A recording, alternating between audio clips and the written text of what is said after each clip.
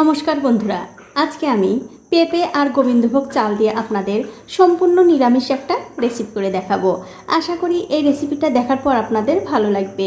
নমস্কার, আমার এই ছোট্ট চ্যানেলে আপনাদের সবাইকে স্বাগতম। তো রেসিপিটা করার জন্য দেখতে পাচ্ছেন একটা বাটির মধ্যে আমি একটুখানি গোবিন্দভোগ চাল নিয়েছি আর তার সাথে অর্ধেকটা পরিমাণ পেঁপে নিয়েছি। এখন এই পেঁপেটা আমি কেটে নেব। দেখুন, পেঁপেটা কিন্তু আমি ছোট ছোট করে কেটে ধুয়ে পরিষ্কার করে নিয়েছি। এখন একটা কড়াইতে দিয়ে দিচ্ছি সাদা তেল। তেলটা যখন সামান্য একটু গরম হয়ে আসবে তখন এর মধ্যে দিতে হবে একটু হলুদের গুঁড়ো আর একটু নুন। এবারে নুন আর হলুদের গুঁড়ো তেলের সঙ্গে ভালো করে মিশিয়ে দিয়ে এর মধ্যে সেই পেঁপেগুলো দিয়ে একটু ভেজে নিতে হবে। দেখুন, পেঁপেগুলো কিন্তু আমি খুব ভালো করে ভেজে নিয়েছি।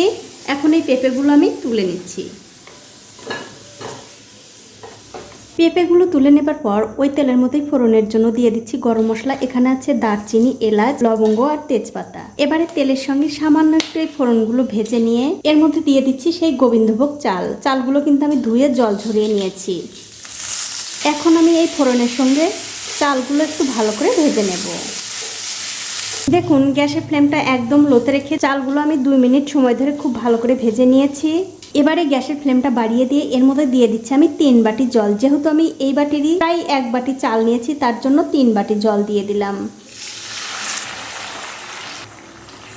এবারে জলটা চালের সঙ্গে ভালো করে মিশিয়ে দিয়ে এর মধ্যে দিয়ে দেব আগে থেকে ভেজে রাখা সেই পেঁপে, 3-4টে কাঁচা লঙ্কা, স্বাদ মতো নুন, হাফ চামচ চিনি, সামান্য একটু হলুদের গুঁড়ো, সামান্য একটু জিরার গুঁড়ো, সবশেষে এর মধ্যে দিয়ে দিচ্ছি কয়টা কিশমিশ। তারপর আবারও সব কিছু ভালো করে মিশিয়ে দিয়ে গ্যাসের ফ্লেমটা মিডিয়াম টু হাই রেখে একটা ঢাকা দিয়ে 3-4 মিনিট আগে রান্না করে নিতে হবে। 3-4 মিনিট পর আমি ওপর থেকে ঢাকাটা তুলে নিলাম। তুলে নিয়ে এগুলো আমি একটু হালকা হাতে নাড়াচাড়া করে দিচ্ছি। আর দেখুন, জলটা কিন্তু অনেকটা শুকিয়ে গেছে।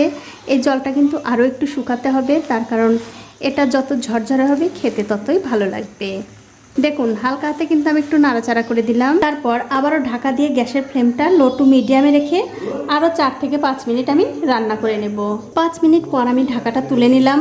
আর এই যে 5 মিনিট আমি এটা রান্না করে নিয়েছি, আমি কিন্তু মাঝে মধ্যে ঢাকাটা তুলে তুলে এটা একটু নাড়াচাড়া করে দিয়েছি। তাছাড়া কিন্তু সবগুলো চাল সমানভাবে সেদ্ধ হবে না। দেখুন, এটা কিন্তু হয়ে গেছে।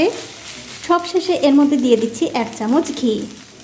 এবারে এই ঘিটা পোলাওয়ের সঙ্গে ভালো করে মিশিয়ে দিলেই কিন্তু খাবার জন্য একদম রেডি হয়ে যাবে। তো বন্ধুরা, আমার আজকের এই পেঁপের পোলাও রেসিপিটা আপনাদের কেমন লেগেছে? যদি ভালো লেগেই থাকে অবশ্যই একটা লাইক, কমেন্ট আর শেয়ার করতে ভুলবেন না। আজ এই পর্যন্তই, দেখা হবে অন্য কোনো নতুন ভিডিও নিয়ে।